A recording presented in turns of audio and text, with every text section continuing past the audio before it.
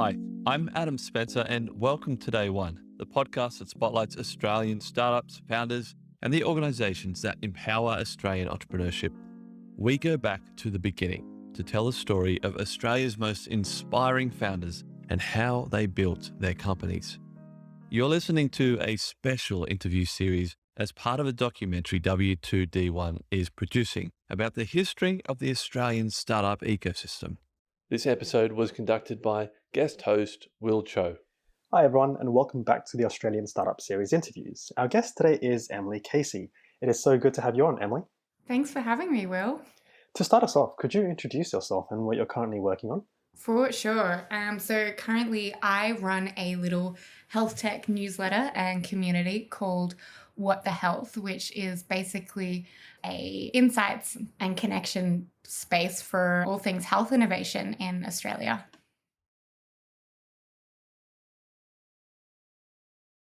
I can see from your profile that you've been involved with some of the most iconic names in the Australian startup ecosystem, such as Airtasker and Stone and Chalk, Startmate, and so on. Emily, would you say that you've always been an entrepreneur? Take us back to even university days. Ooh, that's such a good question. Look, I think maybe when I was really young, I was really interested in business and business concepts, playing, shop from the age of like 3 or 4. And then as I grew up, I went more towards the science path. And when I was in high school, you kind of have to pick what direction, or back then you did. And I picked medicine. And going into medicine, it was kind of amazing, but also a little bit sad in that I neglected, I guess, a lot of my business interests. It was always still there, but I definitely put it on pause. And you're sort of taught to, I guess, very much play a game and fit into a box in a system. And so a bit of that entrepreneurial spirit, we'll say, was left behind. I still did a lot of extracurricular things like, student societies, running sponsorship portfolios for the medical bodies and things like that, and worked a lot on the side, especially in hospitality. But to be honest, it wasn't until about 2018 that I really came back and started to explore startups and realized, I guess, what was out there and what was possible again. So, Tell me more about your decision-making process, because you were faced with, a fork in the road where you must choose one or the other, but you ended up going towards the medicine side. What made you choose that? Look, to be honest, I felt like there was very few options at the time. I grew up in very classic sort of what you'd call, I suppose, middle class white Australia. And we were taught as women that, or high achieving women, should I say, that your path was law, medicine, or engineering if you were a little bit edgy. And I was just sort of strongly encouraged to go one of those routes. And I always like problem solving and people and science. And so medicine just seemed to fit for me. Engineering, hated physics, law, not quite my vibe. So yeah, I didn't know that I had the optionality at that stage of life. Yeah, that makes sense. And here you are, you're back in business, but actually in the intersect between still in healthcare, but more of that kind of business focus. What brought you back? That in itself is such an interesting, windy journey.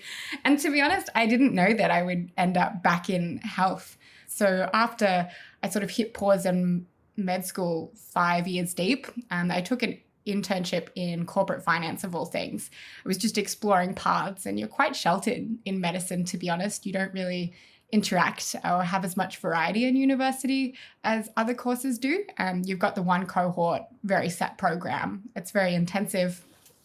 And I just had enough of med, but was looking at consulting at the time. And the internship in finance, I knew finance in its purest form was probably not going to be for me. But by doing that, I was at Westpac, and Westpac had the Reinventure portfolio of startups at the time. And I was lucky enough to be brought along to a few of those meetings. And that really piqued my interest. And I was like, this is really fun and really exciting. So I sort of tugged on that thread of interest and ended up, funnily enough, one of the people suggested I go to some events at Stone and Chalk. So I went to the Spark Festival events there and volunteered at StartCon in 2018. and was totally hooked by all these people doing these crazy things that I couldn't imagine and had never heard of. And it was just the passion and the willingness of people to sort of help and be open and encouragement. So I ended up, taking a couple of internships at startups, super random. The first one was Employment Hero of all things. I really wanted to do one at Hot Doc because it made sense from the medicine standpoint. And I was talking to Airtree through their talent program, but they were like, hey, there's this random contract at Employment Hero. And I wasn't sure what to do, but taking it was the best thing I could have ever done. I met so many great people and just fell in love with the culture of working at startups. That sort of led me into, I guess, exploring it more. And finally, I submitted a little application into She Starts, which is a program or accelerator for non-technical female founders at the time.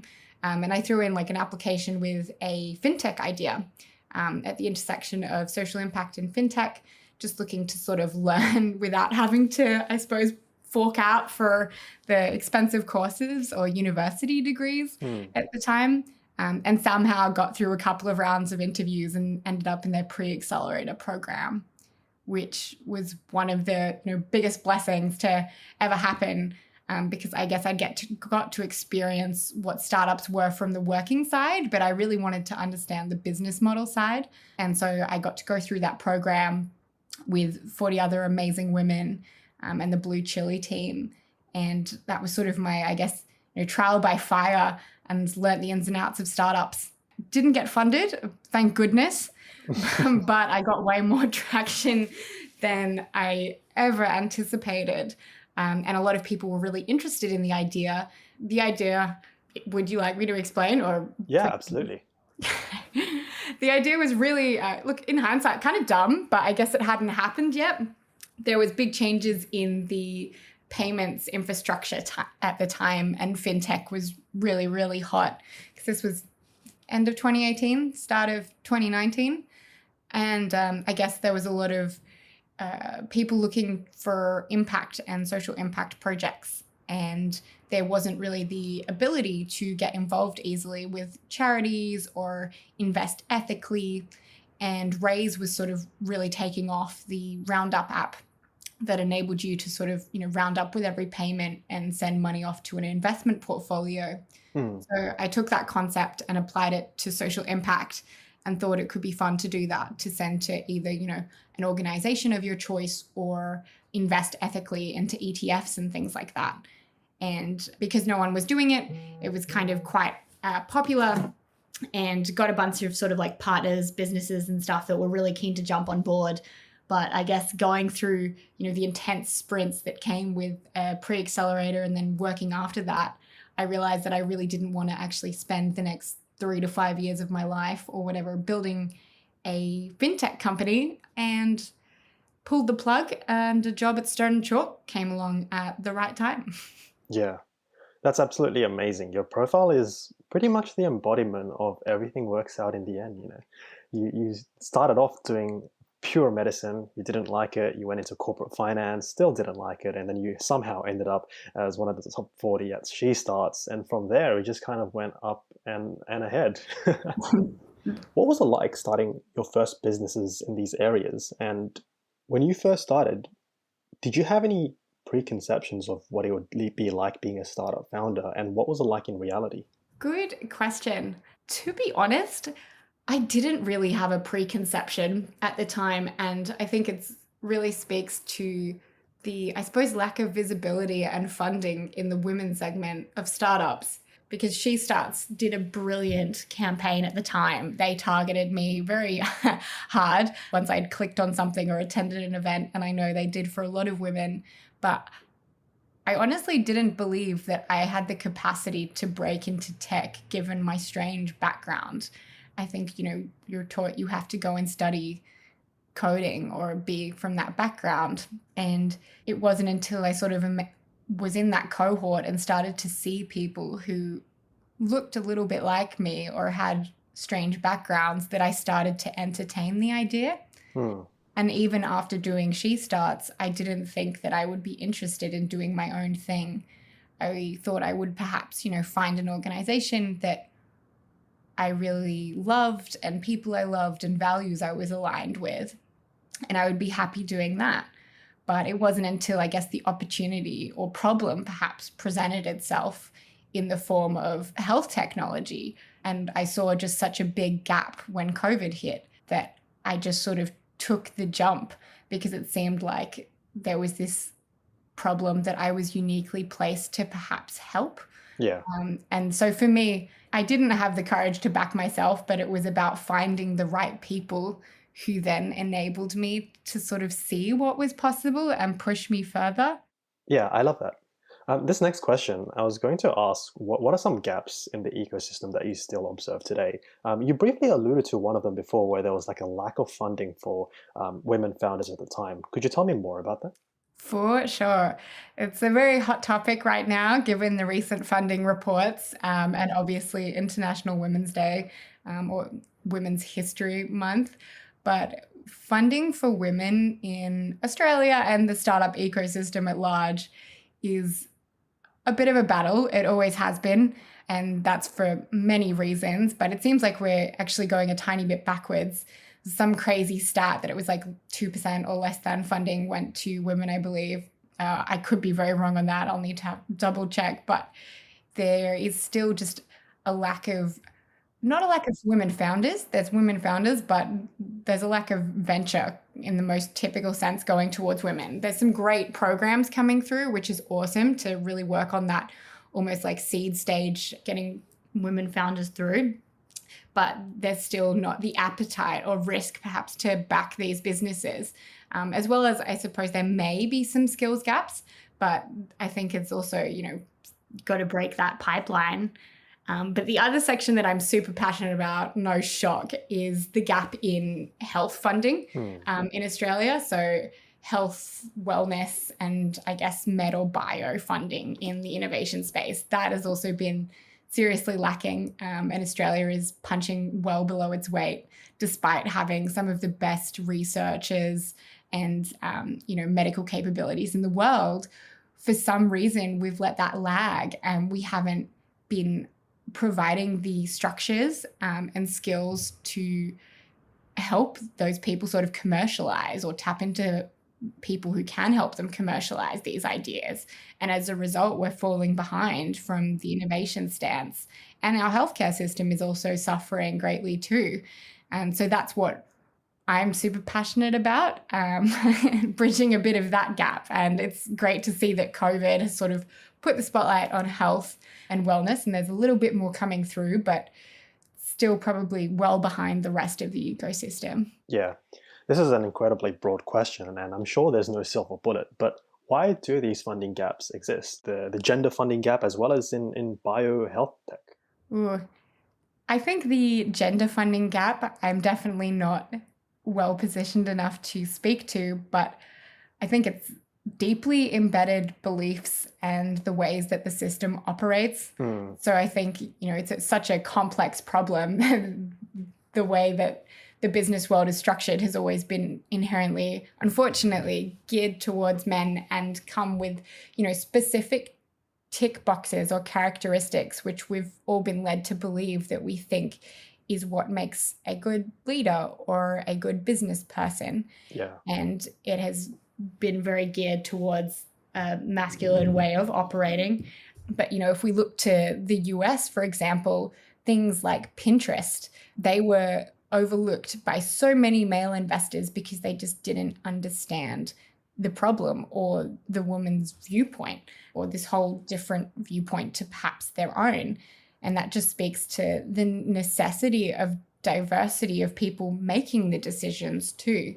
So, a lot of the investors that actually did take that jump went and spoke to often their partners or the women in their lives, or could see things from that alternative perspective. And then obviously there's been a huge result from that.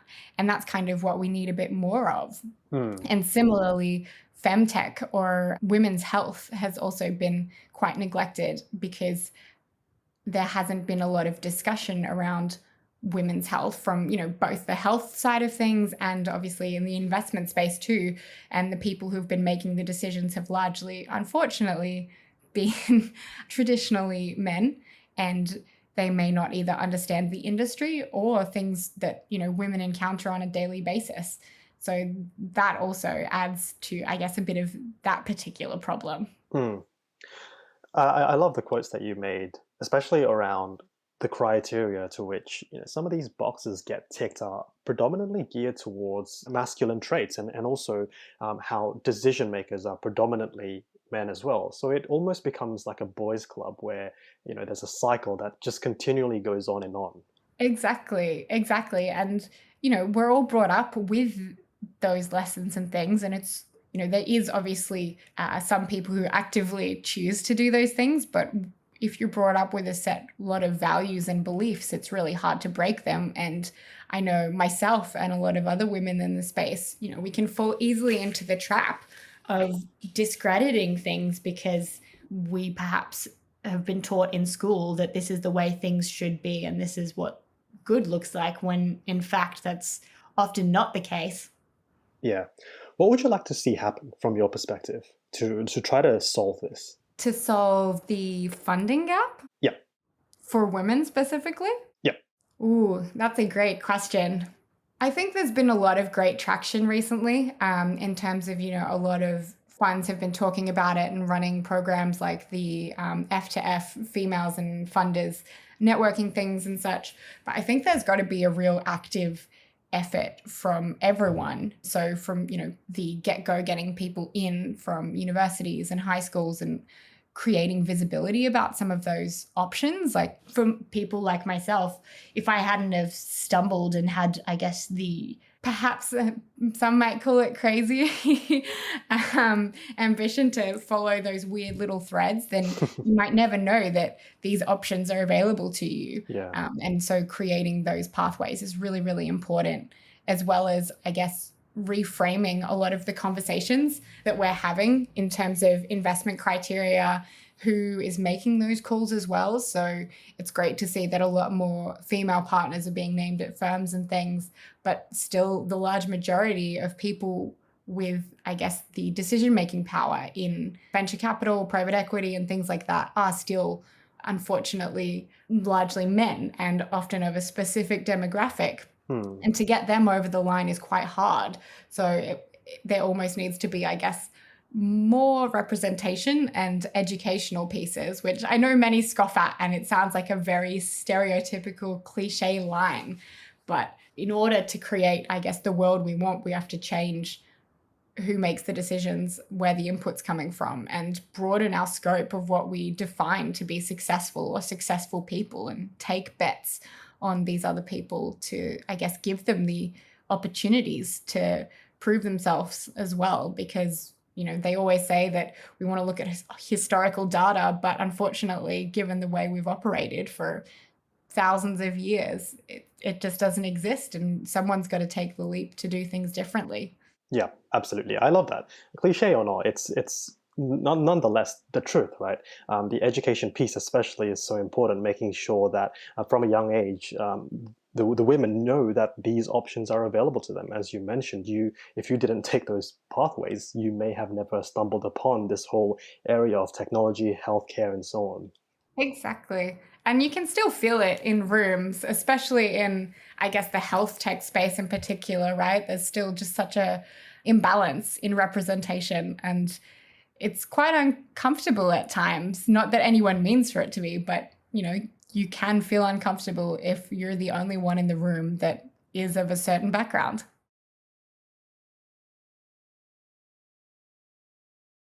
Switching gears a little bit, what would you say that we're doing better though, compared to other geographies in our ecosystem?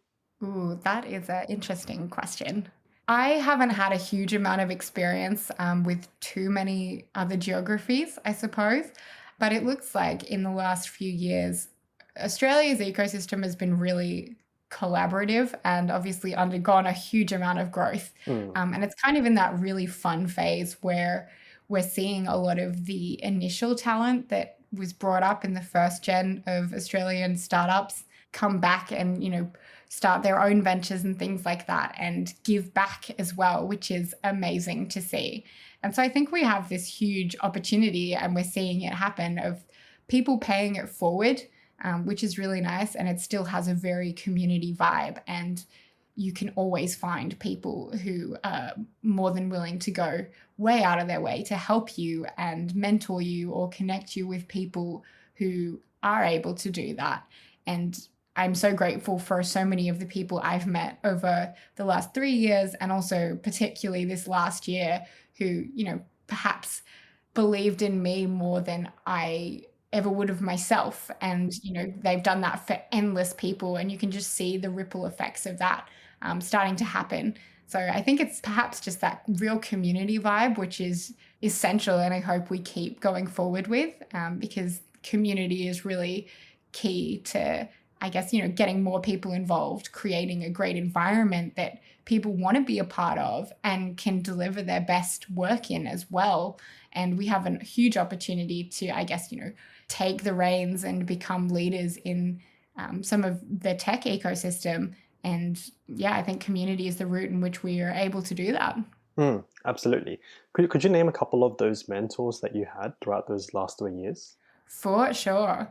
One of the first ones that comes to mind for me is Gretchen Scott. She is an absolute boss. She was the chief operating officer of a company called Link, who were acquired by Cloudflare. I met her in my time at Stone and Chalk, and she was just so open and questioned me on things in the best possible way to push me to sort of, do better and go after what I really wanted. Michael Batko as well, indirectly, who everyone knows and loves. When I first moved to Melbourne, I saw him speak and went into his blogs and learnt so much, and then eventually became a part of the Startmate Women's Fellowship. And that has undoubtedly been the best community that really did change my life in terms of support and finding my people per se.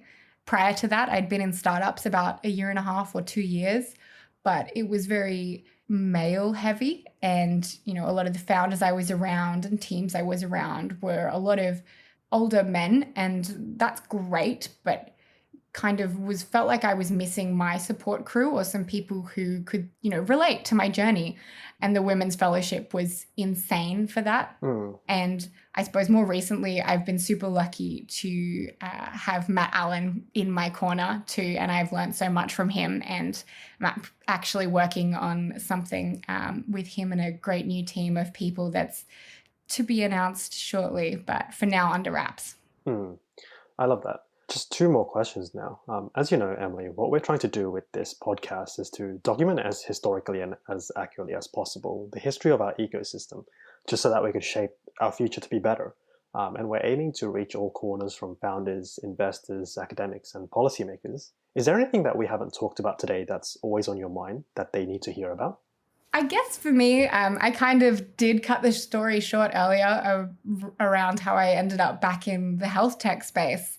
And I know I've touched on it briefly, but I think one of the big things that is missing in the ecosystem right now, and it's starting to happen, which is awesome to see, is that on-ramp for individuals that perhaps do come from a different background. So obviously I come from a medicine background, and when I talk to any of my friends that are doctors or in academia, very, very few of them know about startups or that they even exist. I say health tech and they think I'm talking about electronic medical records. And that really just speaks to, I guess, the lack of visibility and knowledge more broadly. And I think to really succeed in A, health and, research, but also B, as a startup ecosystem, we need to perhaps do a better job of creating some of those on-ramps and visibility outside of our bubble, because it's a growing one, but it's still very sheltered in aspects. And so I think there really needs to be a few more bridges to the more traditional spaces to really absolutely maximize the outputs and get more great people in. Hmm. Just bridging the gap between, some of the more traditional industries and the startups and increasing collaboration there. Exactly. And that's also another huge buzzword and so much easier said than done. Yeah. But I truly think that that's a really big missing piece of the puzzle. And if we don't bridge it, then the gap will probably just get wider and wider and will leave a lot of people behind. Yeah. Lastly, Emily, if a brand new entrepreneur or founder came to you, given all your wins, your experience, and your mistakes, what would you tell them to increase their chances of success? I would tell them to be open and put yourself out there. Speak to as many people as you possibly can, not with necessarily, a huge ask, but ask and just be curious. Being a good person and speaking to others really does increase your surface area for luck, which is a really terrible cliche and Michael Batko saying, or startup cult line. But I think that really is everything at the end of the day. Just being open and curious is the biggest asset and will get you a really, really long way. Thank you so much for your time and your insight today, Emily. Thanks, Will. What's next for you and your journey? That's a great question. For me, I'm just going to continue growing What the Health. So it is a bit of a media brand that has quickly grown over the last year into an Australian, New Zealand audience and now international as well, and community on top of that. So hopefully we're going to run a few programs to, get the health innovation community, educated and more connected, as well as working a